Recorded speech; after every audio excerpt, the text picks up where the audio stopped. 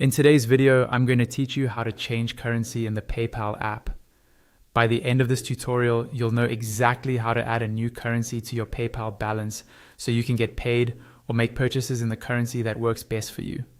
First, open your browser or the PayPal app and sign into your account.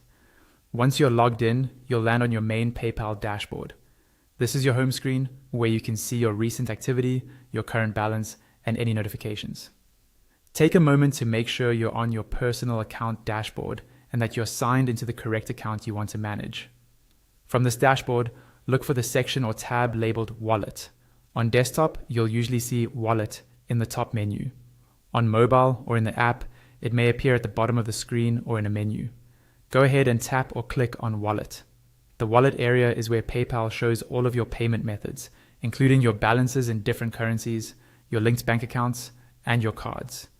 Once you're inside your wallet, look for an option that says Add a Currency.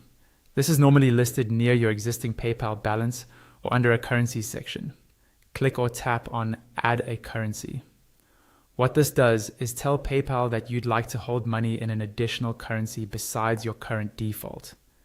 After selecting Add a Currency, PayPal will show you a list of all the currencies it supports.